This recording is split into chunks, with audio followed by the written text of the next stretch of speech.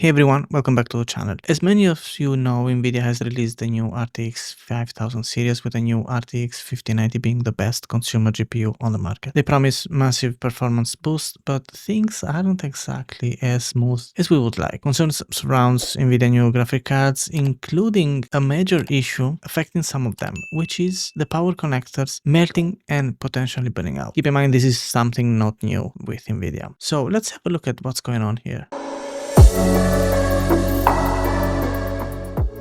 When we mentioned the RTX 5090, we're diving into incredible frame rates, stunning ray tracing, enhancements, mind-blowing AI capabilities, and so on and so on. But like all amazing things, there is a little catch we should keep in mind. Power, and this GPU can require more than 600 watts of power. And all this power is delivered by one single 12-volt 16-pin connector. Now, there is one specific case that requires attention that has been covered in details by the YouTube channel Power, and also actual hardware overclocking has covered how bad is the design of this power connector, which is the same as the previous one with the RTX 14000 series. At the moment recording this video, there is no official statement by Nvidia, but I'm almost sure they will go with the is a user error or is the non-official cable route. The most annoying thing here might not be what Nvidia has to say about all this, but despite all the details and technical analysis, they will still treat poorly the users or the pro user, making this feels like really is not an issue by them, but is always the end user issue. Some suggest that the third-party cables aren't up to the same standards as Nvidia's official cables. I have my doubt on that. These cables may not provide consistent or reliable power delivery, leading to overheating, melting, or even complete failure of the connectors. But also Nvidia won't let partners properly develop and implement sensors to prevent all this. And this, in my opinion, is crazy. For those of you who were lucky enough to get one of the new RTX 5090 Founders Edition, I believe there was 100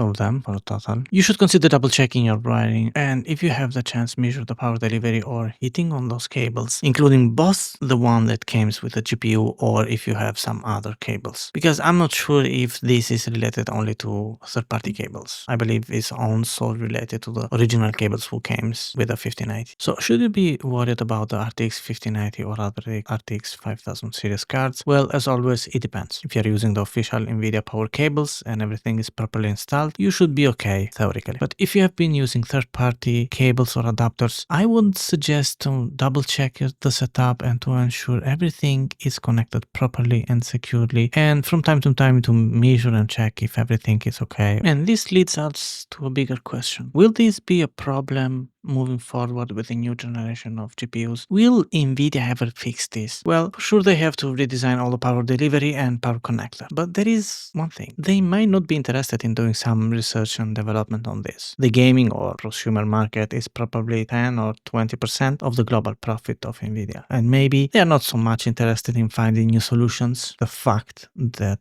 they simply use the same defective concept and design of the power connector of the previous gen of the GPUs, well, this pretty much confirm this theory. So to wrap things up, if you've got a new RTX 5090 GPU, make sure you're using the official cables, keep your power connections tight, and stay on top of any recalls or notices from Nvidia. If you're thinking about upgrading soon, just be mindful of these potential issues, and just be mindful also that probably in 2 or 3 months you are going to find a GPU on the market, probably. Let me know in the comments if you had any power connector issue with your GPU. As soon as I get my hands of one of the new 5000 series GPU, I will test myself if there are going to be some issues with official cables, third-party cables, and so on. Unfortunately, I am not one of those big channels who can get the samples from Nvidia itself. But this can change if you hit that like button and if you subscribe to the channel. Thanks for watching, and see you in the next one.